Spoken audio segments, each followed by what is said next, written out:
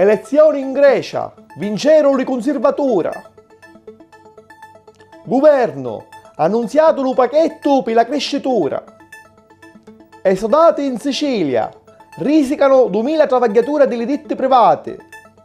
Europei di pallone, l'Italia superò il primo turno. Benedica a tutti.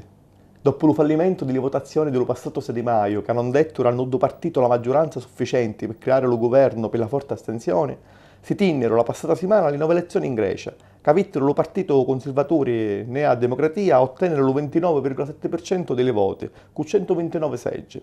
La sinistra radicale di Siriza lo 26,9% con 71 seggi e i socialisti di Lupasok lo 12,3% con 33 seggi.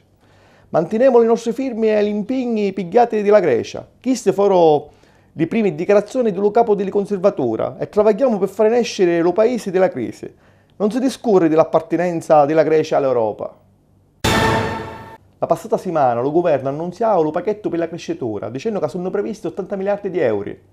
Mario Canzio della Ragioneria Generale dello Stato però scrive in tale relazione tecnica che le picciole in tali prossimi 3 anni sono solamente 435 milioni. Per accocchiare la somma che ha dichiarato il governo, se i calcoli della ragioneria sono esatti, ci volessero 896 anni.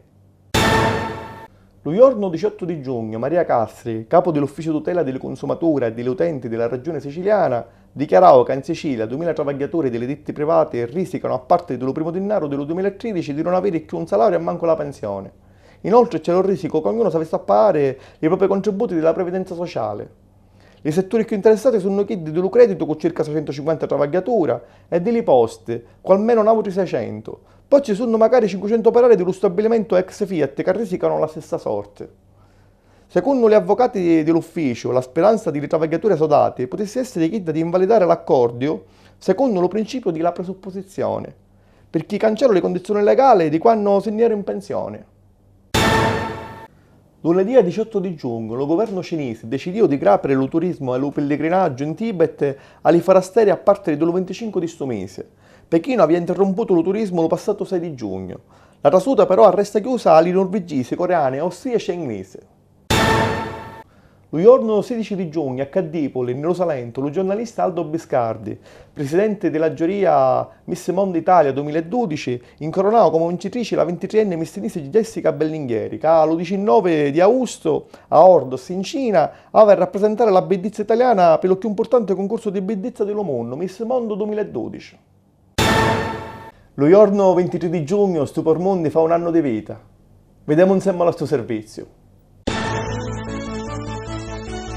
Il 23 di giugno del 2011 inizia il numero 0 di Stupor Mondi, di tanno sino a oggi puntualmente ogni venerdì le siciliani possono ascoltare alcune delle notizie più importanti della settimana in lingua siciliana. Stupor Mondi nasceva in accordo con l'intenti che aveva il trattato europeo European Charter for Regional or Minority Languages, che raccomanda la promozione delle lingue regionali per mezzo dell'uso insegnamento in tali scuole, l'uso uso in tale vita pubblica e in tali mezzi di informazione.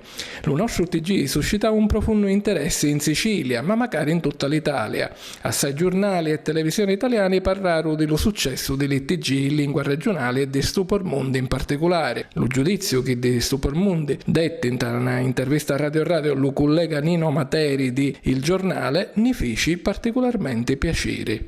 Mi sembra che ancora qualitativamente i telegiornali in dialetto, che pure rispondono a un'idea originale, non offrano ancora le garanzie di qualità tanto da potersi accreditare in un'ottica giornalistica. Devo dire che forse quello siciliano mi è sembrato il più fatto bene, ecco. Gli altri Stupor Mondi. Sì, Stupor Mondi devo dire che hanno un'attenzione, ho l'impressione che Stupor Mondi sia anche un po' pensato in dialetto, oltre che, recitato in dialetto. La chiave di lettura credo sia proprio questa, non pensarlo in italiano e recitarlo in dialetto, ma pensarlo proprio, deve nascere secondo me nella testa in dialetto.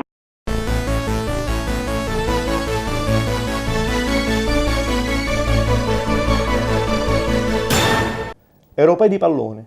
Dopo i paraggi a 1 con Spagna e Croazia, lunedì 18 l'Italia vince con l'Irlanda per 2-0, grazie alle rete di Cassano e Balotelli. e si classificò secondo ante lo suo gruppo, dappresso alla Spagna. In campo lo meglio di tutti fu Balzaretti, giocatore dello Palermo. Gli azzurri hanno a giocare lo quarto di finale domenica 24 a Kiev contro l'Inghilterra. La delusione del torneo è l'Olanda, che iniziò con 3 sconfitte dopo 3 partite giocate. Pallacanestro, domenica 17 Lusiena vince in casa per 84-73 la quarta partita di finale contro Milano e conquistò il suo 7° scudetto, il 6° di fila. In Italia Nudda vi ha riuscito a vincere tutti questi titoli consecutivi. Lo passato fine di settimana si corriò la 96esima edizione della Targa Florio. La competizione sabato cessò prima dello tempo per un grave incidente a Cefalù, tra lo quale morì lo gallese Gareth Roberts di 24 anni, navigatore di lo pilota Craig Breen. Per la cronaca vincero i cechi Kopecek e Dressler. Football americano, domenica 17 a Cinisi finì il campionato di Serie 2 per gli Sharks di Palermo, che perderono lo quarto di finale contro i Barbari Roma per 0-7.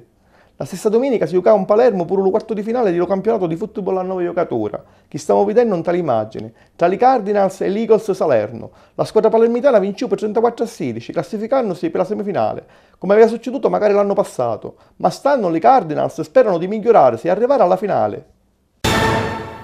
Ad Alcara di Lifusa, cittadella delle Caronei, il 24 di giugno si tiene la festa dello Mozzone. Questa festa popolare pare essere la più antica d'Italia e celebra lo solstizio dell'estate per lo mondo contadino e San Giovanni decollato dallo punto di vista religioso. Ogni quartiere addobba strade e balconi con tappeti e prepara l'otaro dove si portano le mozzoni.